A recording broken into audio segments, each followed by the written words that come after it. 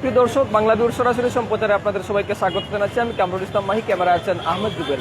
আমরা এই মুহূর্তে অবস্থান করছি সিলেট নগরের বন্দরবাজারে অবস্থান করছি এবং আপনাদের জানিয়ে রাখতে চাই যে আর বেশ কয়েকদিন পরেই পবিত্র ঈদ উল ফিতর এবং এই ঈদ উল ফিতরকে ঘিরে কিন্তু সিলেটে ঈদের বেচাকিনা জমে উঠেছে। ফুটপাত থেকে নিয়ে অভিজাত পাড়া পর্যন্ত সব জায়গায় কিন্তু বেচাকিনা বেড়েছে এবং আজকে আমরা আপনাদেরকে জানাবো ফুটপাতের বেচাকেনা কেমন চলছে, সেটাই আপনাদেরকে জানাবো। আপনারা যদি একটু পেছনের দৃশ্য আপনাদের দেখাতে চাই যে সকাল থেকে রাত অবধি কিন্তু ফুটপাতে ব্যস্ত সময় পার করছেন ক্রেতা বিক্রেতারা, ব্যস্ত সময় পার করছেন এবং অনেকটা চন্দের তালে তালেই কিন্তু তারা ক্রেতাদের আকৃষ্ট করার চেষ্টা করছেন এবং অনেকটা একদম বলা চলে, দেইকালন বাইচালন একদম 100 এরকমই বিভিন্ন ছন্দের তালে তালে ক্রেতাদের আকৃষ্ট করার চেষ্টা তারা করছেন এবং সব মিলিয়ে কিন্তু ঈদের বাজার ফুটপাতে জমে উঠেছে। আপনারা জানেন আর কয়েকদিন পরে ঈদ উল ফিতর এবং এই ঈদ উল ফিতরকে ঘিরে নগরবাসীর মধ্যে উৎসাহ উদ্দীপনা আমেজ পুরো দমেই কিন্তু লক্ষ্য করা গেছে এবং প্রতিটি মার্কেটের সাজসজ্জা কিন্তু ভিন্ন মাত্রা যোগ করেছে এবং এই ফুটপাতের যে ব্যবসা, ফুটপাতের ব্যবসা অনেকাংশেই কিন্তু জমে গেছে এবং সকাল থেকে নিয়ে রাত অবধি এই বেচাকেনা চলছে এবং এই মুহূর্তে রাত 2টার উপরে বাজে এবং এই সময়েও কিন্তু ফুটপাত অনেকটাই ব্যস্ত সময় পার করছেন এবং ফুটপাতের যে কাপড়ের চাহিদা নিম্ন আয়ের মানুষ থেকে নিয়ে অনেক মধ্যবিত্ত মানুষজনও কিন্তু এই ফুটপাতে কিনতে আসেন এবং তারা অনেকটাই কিন্তু খুবই স্বাচ্ছন্দ্যেই কেনাকাটা করতে পারেন। অনেক পণ্যই আছে। আমরা যদি একজনের সঙ্গে একটু কথা বলার চেষ্টা করি, ঈদের বাজার তো জমে উঠেছে, আপনাদের বেচা কিনার অবস্থা আপনাদের বেচা কিনার অবস্থা কি? মোটোবালা না ভাই, নাওয়া লাগে 8টার সময় লাইনও আওয়ার পরে আপনার পুলিশেদের দৌড়ানি, সিটিএদের দৌড়ানি, ইনো মাঝে ব্যবসা করা যান না। কথা হচ্ছে ব্যবসা পরিস্থিতি খুব খারাপ। দেরানি লাইনের অবস্থা, দেরানি লোডও মানুষ না, রাত 12টার পরে মানুষ রোদও থাকে না। ভিড় তো দেখা যাইব ভাই রোডও, কিন্তু তো ভাই মানুষের তো লোন না কাপড় হাতে হাতে থুয়া থুয়া যায় আর কি, দাম জিগে থুয়া যায় কি ভাই। কথা হচ্ছে মানুষের শেষ মুহূর্তে জমার আশা করছেন কিনা দেখা যাক। আরো তো রয়েছে, দেখা যাক আরো 4-5টা রোজা রয়েছে, দেখা যাক হয় না। দর্শক, তিনি যেমনটি বলছিলেন যে বেচা কিনা তেমন একটা হচ্ছে না, যদিও ভিড় দেখা যাচ্ছে, তবে তিনি যেমনটা বলছেন যে বেচা কিনা তেমন একটি তার বেচা কেনা হচ্ছে না এবং তিনি যেমনটি বলছেন যে এখানে ফুটপাত সিটি সহ বিভিন্ন অভিযোগও তিনি করেছেন এবং এই অভিযোগের অনেকটা সত্য মিথ্যা সে বিষয়ে কিন্তু যাচাই করা এই মুহূর্তে এই লাইভে সম্ভব নয় এবং তিনি যেমনটি বলছিলেন যে আর কয়েকদিন পরে যেহেতু ঈদ, এই ঈদ উপলক্ষে কিন্তু বেচা কিনা সামনের দিকে আরও বাড়তে পারে এবং বিভিন্ন দোকানে আমরা যেমনটি কথা বলেছিলাম তারা বলছেন যে অবশ্যই বেচা কিনা গত 2 বছর যেহেতু করোনার কারণে বেচা কিনা একেবারেই হয়নি এবং এই ঈদে কিন্তু বেচা কিনা অনেকটাই ভালো তিনি বলছেন ক্রেতা বিক্রেতারা। আপনাদের যদি একটু আরেকটু সামনের দিকে নিয়ে যাই, গড়ি 2টার উপরে এই মুহূর্তে কিন্তু যারা বিক্রেতারা আছেন তারা শেষ মুহূর্তের জন্য প্রস্তুতি নিচ্ছেন। এই মুহূর্তে তারা ব্যবসা বন্ধ করে তারা ফিরবেন এবং আমরা যদি আরেকজনের সঙ্গে কথা বলার চেষ্টা করি, আপনাদের বেচা কিনা কেমন চলছে? আলহামদুলিল্লাহ মোটামুটি ভালো, বেশি ভালো না। গত 2 বছর তো করোনার কারণে ব্যবসা হয়নি, এই বছর তো যাই করতে পারছে, আলহামদুলিল্লাহ ভালোই হচ্ছে। অনেক না আছে আপনার স্যান্ডো গেঞ্জি, বাচ্চা ইন্দোর গেঞ্জি, আন্ডার প্যান্ট, এগুলা মোজা টোজা বিক্রি করে আর কি। অনেক ধন্যবাদ। তিনি যেমনটি বলছিলেন যে গত 2 বছর করোনার কারণে বেচা কিনা হয়নি, তবে তিনি এই বছর বেচা কিনা অনেকটাই ভালো তিনি বলছেন, তিনি দাবি করছেন এবং আমরা যদি আরেকজনের সঙ্গে আমরা কথা বলার চেষ্টা করি, আমরা আরেকজনের সঙ্গে একটু কথা বলার চেষ্টা করব। আমরা এই যে দোকানটিতে আছি সেটি হচ্ছে ছোটো ছোটো বাচ্চাদের জুতার দোকান, একদম দেইকালন বাইচালন যেরকম চন্দ্রের কথা আমরা বলছিলাম। আপনাদের বেচা কিনার অবস্থা কেমন? বেচা কিনা নাই ভাই, আরিফ ভাই যা নষ্ট করলি রে ভাই, ব্যবসা নাই ভাই। ও আয় পুলিশ, ও আয় সিটির মানুষ ভাই, ব্যবসা বাণিজ্য অত টাকা ব্যবসা বাণিজ্য করলাম ভাই, টাকা পয়সা তো ভাই কিতা কইতা আগের ব্যবসা মোটামুটি আসলো পালা, এখন মোটামুটি বাদ ভাই। করোনার মোটামুটি ভালো আছে, আরিফ ভাই তো বইতে দেয় না, এই মাঝে তো সমস্যা বলটা তো মনে হইলে ডাইরেক্ট হকার মানে 150 টাকা উঠবে। আমাদের দাবি হকারে আছে বইতে,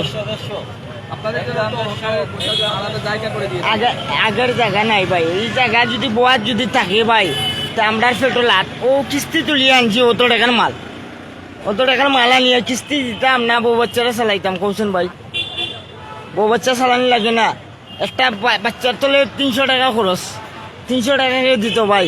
আরিফ ভাই তো দিত না, ও মায়ের খাই তো খাই, কিন্তু রাস্তা যাইয়া পড়ি কি কোনটা করার নাই ভাই। তিনি যেমনটি বলছিলেন যে সিলেট সিটি কর্পোরেশনের মেয়র আরিফুল হক চৌধুরী এই ফুটপাতের যে ব্যবসা আছে তার বিরুদ্ধে তিনি অ্যাকশনে যাচ্ছেন এবং এই অ্যাকশনে থাকার কারণে একেবারেই নিম্ন আয়ে যারা ফুটপাতে ব্যবসা করেন তাদের কিন্তু অনেকটাই সমস্যা হয়ে যাচ্ছে, বিশেষ করে তাদের সংসার চালাতে হিমশিম খেতে হচ্ছে। আমরা যদি একটু সামনের দিকে যেতে চাই, আমরা ছোটো ছোটো বাচ্চাদের পোশাক রয়েছে, ফুটপাতের যে ছোটো ছোটো বাচ্চাদের পোশাক, সেগুলো আপনাদের এই আগের যে দৃশ্য দেখিয়েছিলাম বন্দরবাজারের, এবং এই মুহূর্তে আমরা বন্দরবাজার থেকে একটু জিন্দাবাজারের রাস্তা ধরেই আমরা এগুচ্ছি এবং সেইখানে দেখছি অনেক মানুষের জটলা রয়েছে, অনেক ভিড় রয়েছে। এই দৃশ্য দেখেই মনে হচ্ছে যে এদের বেচাকিনা জমে উঠেছে এবং এই বেচাকিনা দিন দিন আরও বাড়বে এবং সামনের দিন যত যাবে তত আরও বাড়বে বলে এমনটাই ব্যবসায়ীরা বলছেন। এবং যেমনটি বলছিলাম, প্রথম থেকে বলছিলাম যে আপনাদেরকে ছন্দের তালে তালে দেইকালন বাইচালন একদম 100 এরকমই কিন্তু তারা বিভিন্ন ছন্দ দিয়ে কিন্তু ব্যবসায়ীদের আকৃষ্ট করার চেষ্টা করছেন।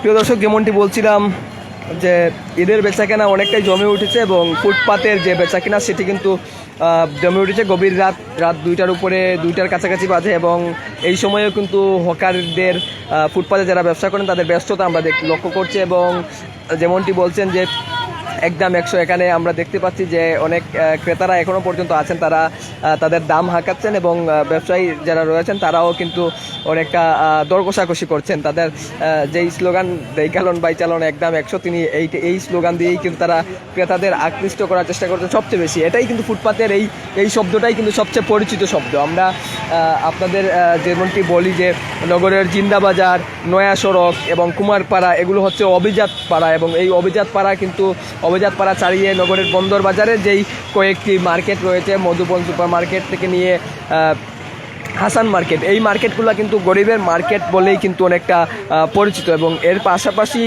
ফুটপাতের যে ব্যবসা, ফুটপাতের ব্যবসাটা কিন্তু অনেকাংশেই মানুষজন ফুটপাতে ব্যবসা করার জন্য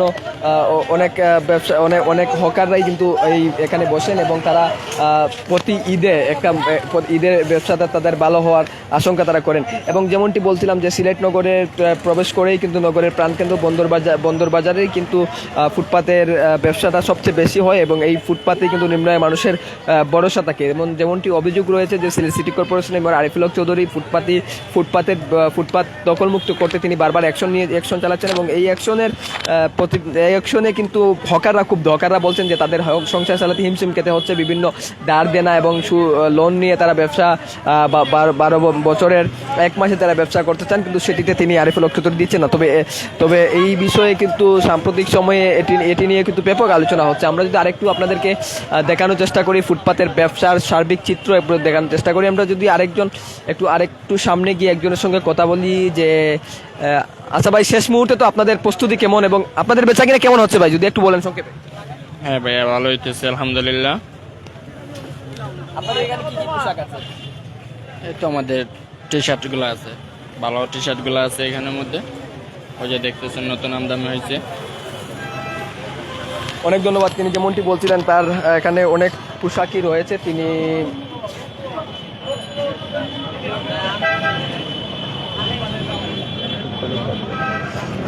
অনেক পোশাকই তার কাছে রয়েছে এবং তিনি যেমনটি বলছিলেন যে দিন যত যাবে তার ব্যবসার পরিমাণ ততই বৃদ্ধি পাবে। তো সব মিলিয়ে বলা চলে সিলেটের যে ফুটপাত রয়েছে, ফুটপাতে ঈদের যে বেচাকেনা অনেকটাই জমে উঠেছে। ব্যবসায়ীরা বলছেন যে যদিও পুরোদমে জমে উঠেনি এবং যারা ক্রেতা বিক্রেতা রয়েছেন তারা এখন দর কষাকষি করছেন, তবে দিন যত যাবে ততই কিন্তু ফুটপাতের ঈদের আমেজ এবং বেচাকেনা আরও বাড়বে। তো এই ছিল রাতের সিলেট অনুষ্ঠান থেকে আমাদের কাছে ফুটপাতের সর্বশেষ চিত্র।